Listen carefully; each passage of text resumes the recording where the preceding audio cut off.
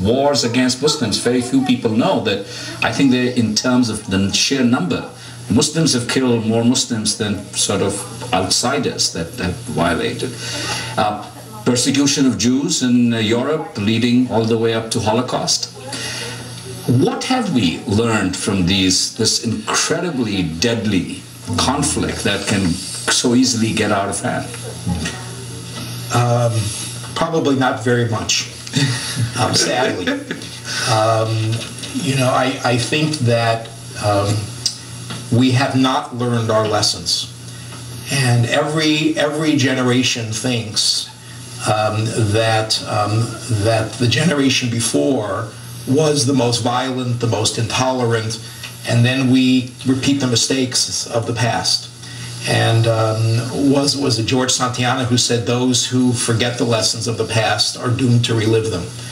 And I think that we have forgotten. And one only has to look at what's happening in Darfur.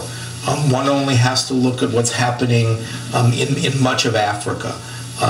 We don't have to look very far, I think, to see that we haven't learned a lot. And sadly, it is still true that people are fighting religious wars. And then we wonder why it is that so many people are saying a pox in all of your houses, I don't want to have anything to do with it, rather than realizing that that is a misuse of religion, not the use of religion. Reverend, we haven't learned anything?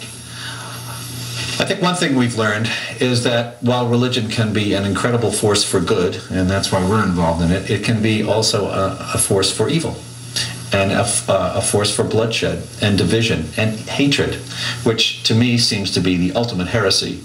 To hate in the name of one's religious faith seems to be absolutely opposite to all the religious faiths I know, certainly to my faith.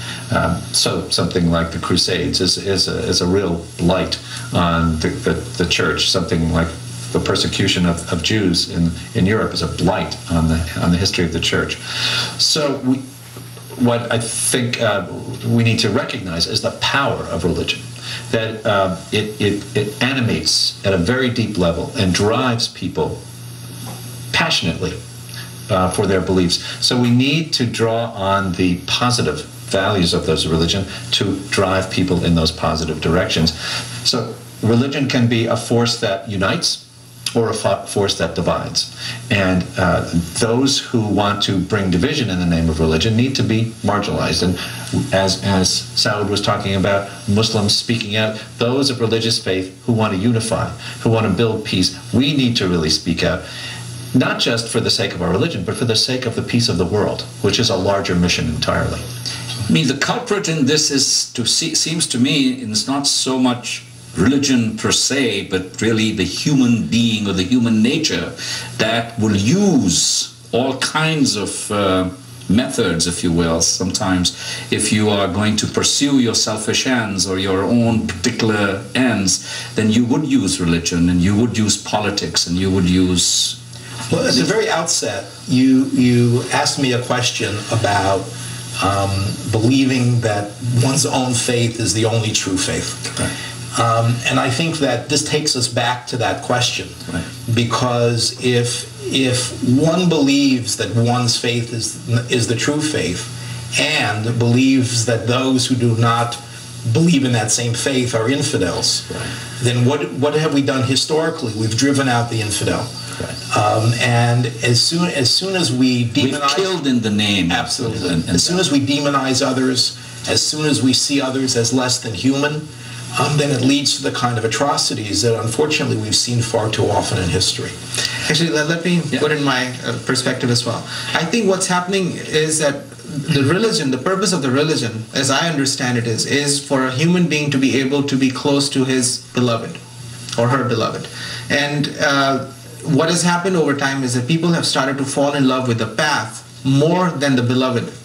And that's critical, because when you fall in love with the path, and in the paths, it's not very difficult to fall in love because they're beautiful path. I mean, if you look at Islam and look at the focus and details, it's very easy for anybody to fall in love with the path. But the key question is, are we reaching the beloved?